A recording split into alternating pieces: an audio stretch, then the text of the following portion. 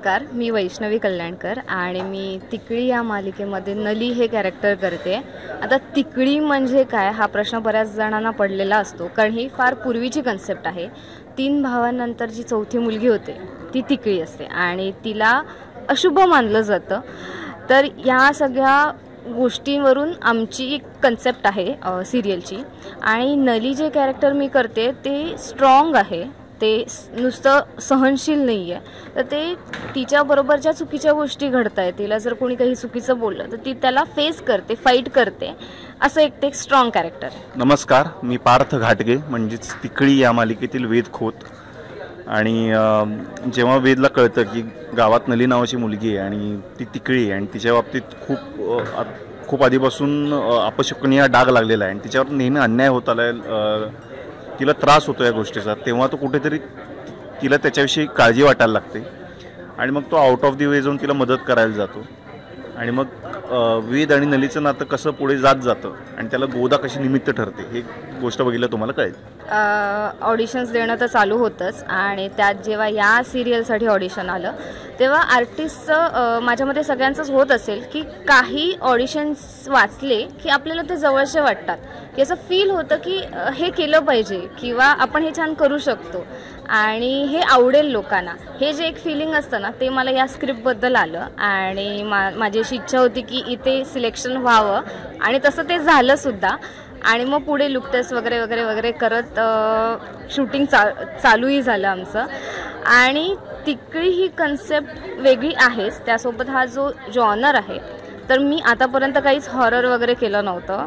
तर प्रत्येक कलाकाराला वाटत असं वेगवेगळ्या गोष्टी कराव्या, तसं हे खूप इंटरेस्टिंग आहे की म्हटलं मजा येईल काहीतरी वेगळं करायला. सो मी खूप हॅपी होते की वा, जे पाहिजे होतं, जी इच्छा होती की असं करायला मिळावं ते मिळते. मुळात हॉरर ह्या जॉनरचा मी खूप मोठा फॅन आहे.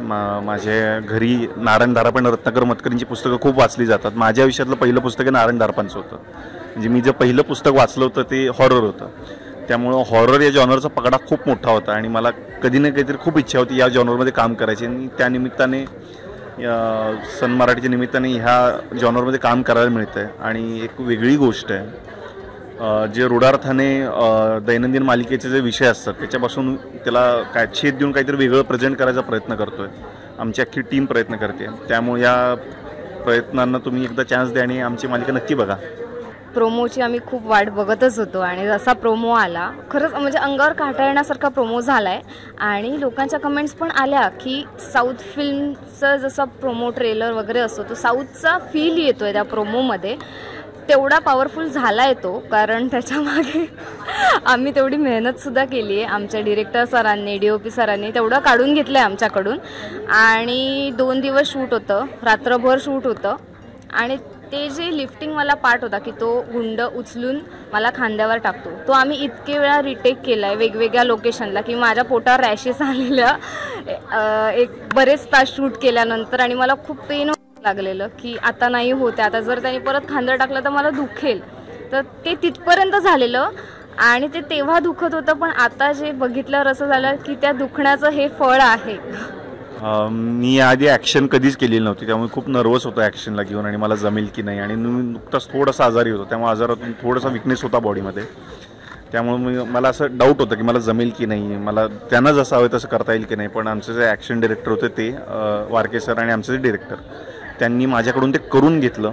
आधी रिहर्सल्स करून मग शेवटी आणि 2 तासात माझा तो पोर्शन त्यांनी संपवला खूप पटकन आणि पहाटे. आणि त्यानंतर प्रोमो झाल्यानंतर सुद्धा मला नर्वसनेस होतं की मला झालं की नाही, माझ्याकडनं मग ते दिसताना कसं दिसतंय, मी ॲक्शन करताना कम्फर्टेबल दिसतोय की नाही.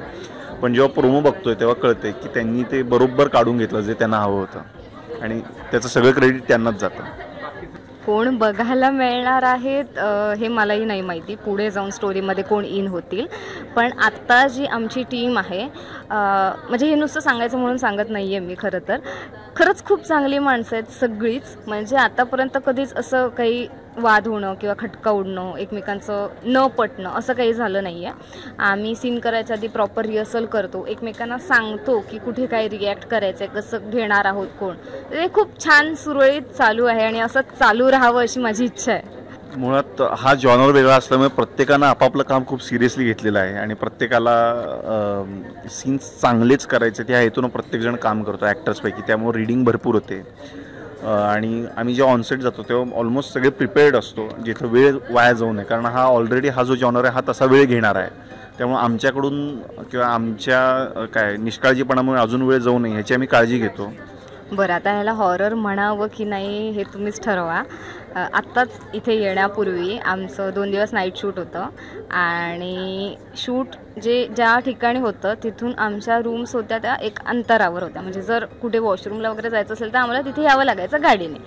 तर आम्ही रात्रीचे येत होतो, 3-4 होतो. एका काहीतरी स्पॉटला गाडी बंद पडल्यासारखी झाली, जसं की पेट्रोल वगैरे डिझेल संपल्यावर कशी गाडी अडकते तसं काहीतरी झालं. ठीक आहे, तिथून परत स्टार्ट झाली, गेलो. परत नेक्स्ट टाईम 1-2-3 तासानंतर परत त्याच रूटने जाताना बरोबर त्याच पॉईंटला गाडी परत डिस्टर्ब झाली. सो भीती वाटली तेव्हा, पण ते काय होतं माहिती नाही आहे मला. दुर्दैवाने का सुदैवाने मला कधी असे अनुभव आले नाही आहेत, हे माहीत नाही आता त्याला काय म्हणायचं. पण माझा विश्वास आहे या गोष्टींवर. म्हणजे बॅड एनर्जी गुड एनर्जी असते, पण अजून तरी तसा काही अनुभव आलेला नाही. 1 जुलैपासून सोमवार ते शनिवार रात्री 10 वाजता सन मराठीवरती तिकडी ही सिरियल येते आहे. नक्की बघा, तुम्हाला आवडेल. वेगळी गोष्ट आहे आणि जर तुम्हाला भूतांच्या गोष्टी वगैरे ऐकायला आवडत असतील तर ही सिरियल तर नक्कीच आवडेल. थँक्यू. आम्हाला खूप प्रेम द्या. तुम्हाला हॉरर हा जॉनर जर आवडत असेल तरी बघा, आवडत नसेल तरी बघा, तुम्हाला हॉरर जॉनर आवडायला लागेल या मालिकेनंतर.